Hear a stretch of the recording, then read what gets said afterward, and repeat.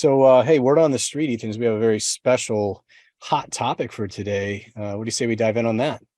Sounds good. Let's hit it. Well, today's spotlight hot topic features Riccardo Sibani of My Neighbor Alice. My Neighbor Alice won the Binance Launch Pool Project of the Year Award in 2021, and it aims to be the first fully decentralized blockchain game. Riccardo Sibani, CPO of My Neighbor Alice, started working in the Web3 space in 2016. Since then, has worked in projects spacing from fintech, DevOps, software for blockchains, NFT protocols, and games, both in technical and business roles. Riccardo, welcome to Edge of NFT. Hello, thank you. Thank you very much for having me here. Yeah, it's a pleasure. Yeah, it sounds like things are a little bit chilly over there in I guess you're in Norway, yes? Netherlands. Netherlands. A bit Close. I was so close. Yeah. Yeah. But it's sort of it's a good time to build in the cold weather, and you guys have been building a lot. I remember when this project first hit the news, and really curious to get the latest and greatest from you. Just to give our listeners some background, why was My Neighbor Alice created, and how does it connect to the world of NFTs, and sort of how did that idea come about? Yeah, so we started a few years ago, and we have been making a game takes years, and making it fully decentralized on the blockchain is even more complex. The idea of My Neighbor Alice was born because we created a protocol called the Originals, and we wanted to test it in the real world. So, you create all these protocols, you think they're faster, but then they're better even if they are actually used by different projects. And we wanted to show the potential of it, and we thought that the game would be perfect because it handles a lot of assets, it handles a lot of complex logics, and you can really build up on that. People can build up on that, and the community can create better tools, better stories, and the self-express in the best way. And so we started looking for games, what kind of games we wanted to make. And we came to the conclusion that we wanted something that it was about community, that it was something fun and happy, something where people could be in a safe place, a safe space. And that's how we came with My Neighbor Alice. The idea was of one of the creators at the time to create this world very welcoming. And so from the user, this is very nice. And on the other hand, we really try to push the technology a bit forward by having all these NFTs, like literally everything in My Neighbor Alice, it is an NFT. So why Alice? Is Alice just because like no one's ever met a not nice Alice, or is there a certain reference to Alice?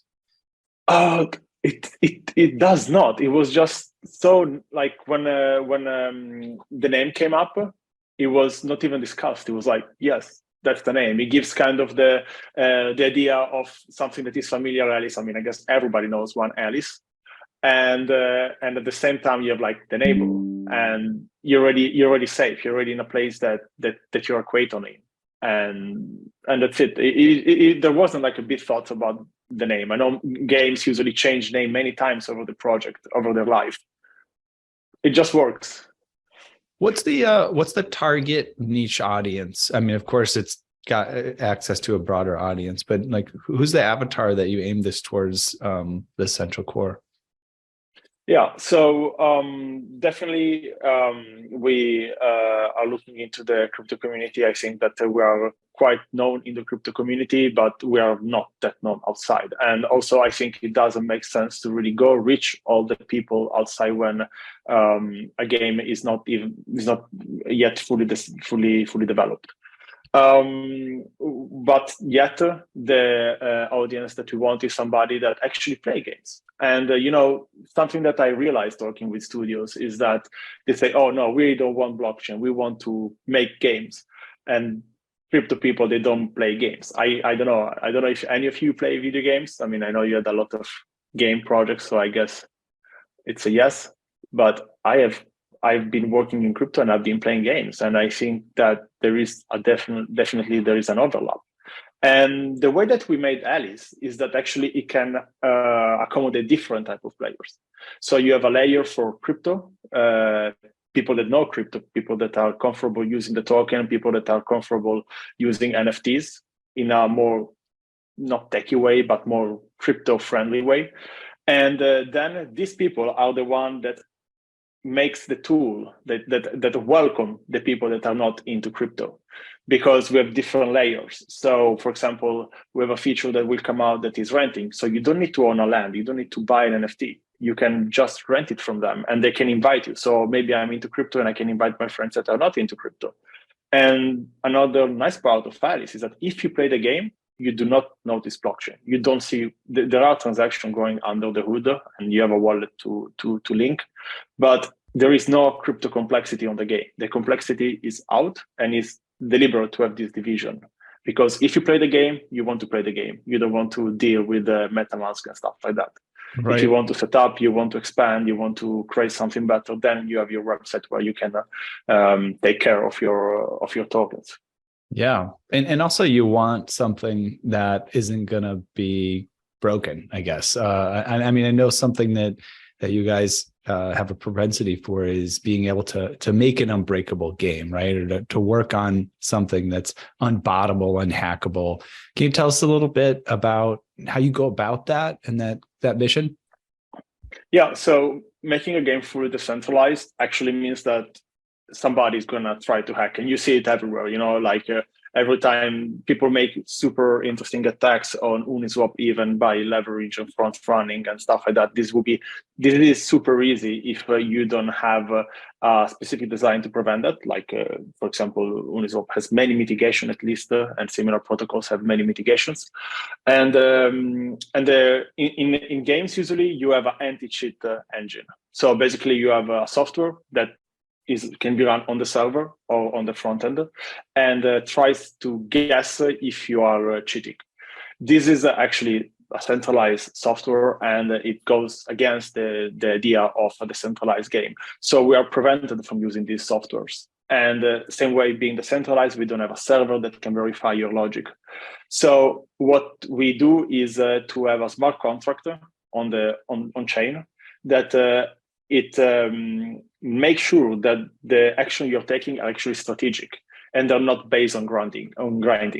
So in My Neighbor Alice, there is no grinding. All the grinding that you do is very little, and it's for the fun. It's for like seeing, for example, your plant growing and see that your plant is getting taller and developing the fruits, and then you harvest. But it's not complex. It's not going to take like 20 minutes clicking on every tiles like free-to-play games. And this is because this is something that would be very, very easy to fake on the blockchain. So the gameplay that we offer is something that is more strategic. It's more about what do I want to create, and the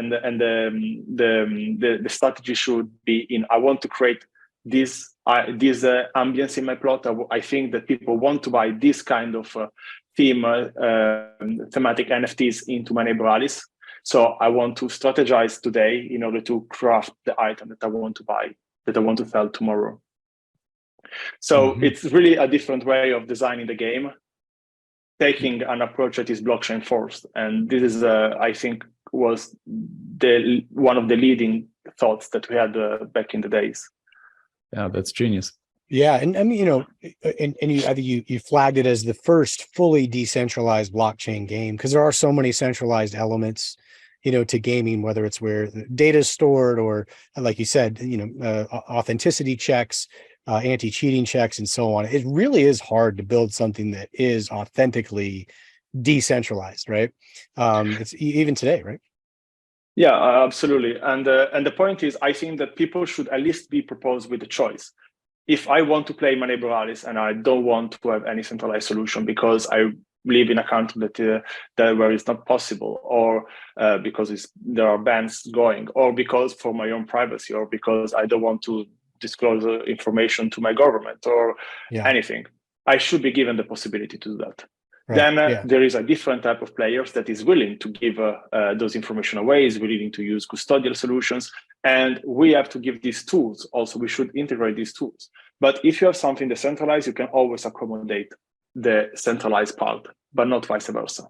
Yeah, easier to go back.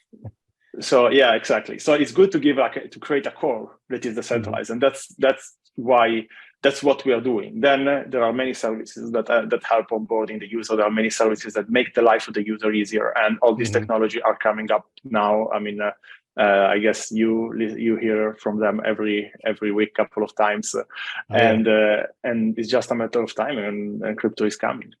Yeah, trains left the station, as we like to say. One of the core elements, right, of blockchain and in a decentralized world that's so important is community.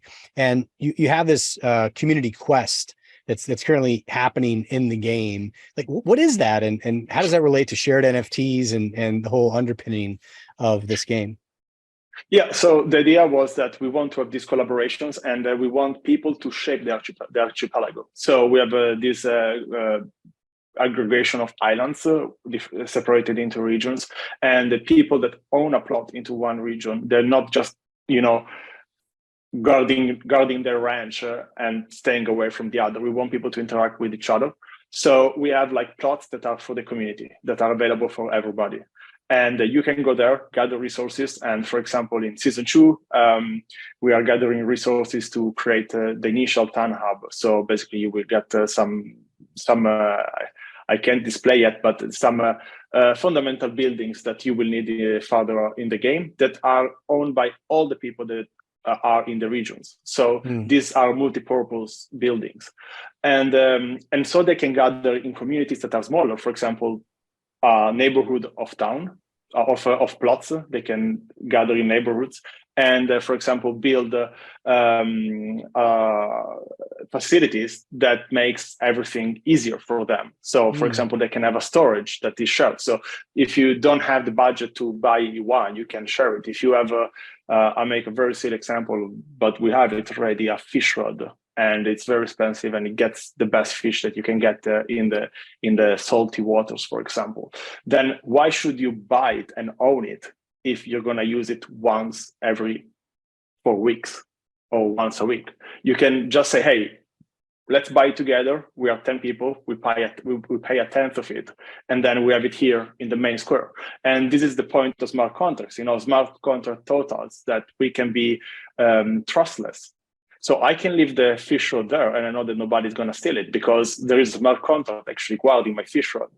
Right. And I can book it, take it, go get the fish, and then I can decide to also put the fish or not in common with the others. This is also part that can be decided by the community via the smart contract. So the way of My Neighbor Alice, I think, is to give the tools to the community in order to create the governance, if you want, the rules that they want to have within their community. And they can have multiple communities, like you have the community that is like in your block, in your town, in your city, in your region, state, country, and I don't know what else. It makes sense. It's funny. One of the things that's always kind of a tenet of how we think about things is the idea of collaborative consumption and taking advantage of excess capacity. And we've done that a lot in the real world. In fact, we're doing even with Outer Edge, our event this year. We have this space on the outer edge, and we have these land grants, and we're bringing people in to have access to this space that might not otherwise be able to participate, in our event. But man, I don't think I've really layered on that idea of collaborative consumption, of leveraging excess capacity in blockchain, in the digital world, or in gaming, or even the metaverse for that matter. And I haven't heard a lot of people actually talk about that besides yourself. And there's something really interesting in there when you think about how to efficiently utilize space, involve community, and consume in a collaborative way. Yeah, I mean, there are many protocols that do renting, which is something that goes in that direction. Yeah. And they usually work with collaterals, or they work in a way that is not as decentralized. That's simply put. Right. And having something that works trustlessly, I think it can dramatically increase the chance of people collaborating, because you're not going to get scammed. In real world, we tend to trust people, and that's amazing. And we have even lower security barriers, because like if I borrow you my fish rod, maybe you bring it back, maybe you don't. But in this case, we can be sure that you're going to bring it back. So I believe that the point of My Neighbor Alice is about collaboration and is about self-expression. So I believe that people will own the special NFT that they really want to display, to wear, to use and stuff. But there are a lot of parts that can be achieved by putting the people together. And that's really one interesting pillar that we have, is that if you collaborate, you should always get a higher reward than playing alone. For example, in this case, if we share the fish rod in 10 people, I'm going to pay 1/10 of it. And you can really scale this up, and then you can get better NFTs because you have more liquidity available. So the idea is that we want people to collaborate, and with that to get a better experience in the game. And I hope that a bit of this actually gets translated in the real world. Yeah. Well, the trustless component, it's such a big deal. I'm thinking, I don't know why I keep thinking like Airbnb, right? It's great, right? You can share a space, people can come in and out, great. But, Airbnb has done this thing where they have this like insurance basically that they have if there's a problem with you. So basically they pay if there's a problem, and the banks do the same thing, right? It's not that there's not fraud, right? There's fraud, and the banks just pay to make it go away. And, the fascinating thing about the trustless component that we're beginning to have is now it doesn't even have to be that way. Especially with a physical thing like the Airbnb situation, there's all sorts of things that can go wrong. But, if it's transactional on the web, digital transactions, if you can set up a system that's trustless and just get rid of the whole fact that there's some sort of fraud available in the first place, it generates so much value. People don't realize how much value is being spent on that kind of thing these days. Yeah, I agree. I like that you brought the example of Airbnb. I think that this shared economy kind of things is kind of shedding away, because there is a centralized actor that tries to cut even always a bigger fee. And on the other side, they are actually monopolizing, and they are incentivized into having a substandard service, as bad as you maximize the profit and stuff. And that's actually, we want to give something that gives the security, like why do you use Airbnb and you don't use Craigslist? I mean, it's quite obvious. We want to actually use blockchain so that everybody can have the same standard, the reputation of Airbnb, because the smart contract is acting as guarantee that everything is going to be all right. This is awesome. It's very good. It's awesome stuff. We could talk to you about this all day. I'm seeing that there's lots of components, and it's a game, but it's not just a game, so it's really cool to hear the way you're thinking about it. Before we jump off the special hot topic here, we want to make sure people know how to find out more about you and what you're up to. You want to send us some links or websites or socials? Yeah, so we are My Neighbor Alice without the U, so the US, the American spelling. And we are on Twitter, Discord, and of course, myneighboralice.com. We are the same handle. So yeah, the important thing is without U, because you use American spelling. That's really. And it looks normal to me. It looks great. Yeah, that's we don't have to. I was like, where is there a U? Oh, that's right. Yeah, okay. If you're in the U, yeah, we don't do that. We don't do the, you can't spell neighbor without U, but only in the UK. Well, one of our producers that does some of our pre-production notes is in India, and of course does include the British version of every possible word. So yeah. All right, great. Well, Riccardo, thank you so much. We'll let you go for today, but look forward to seeing you again on the flip side. Thank you very much for having me. Have a nice day. Good having you. You too, buddy.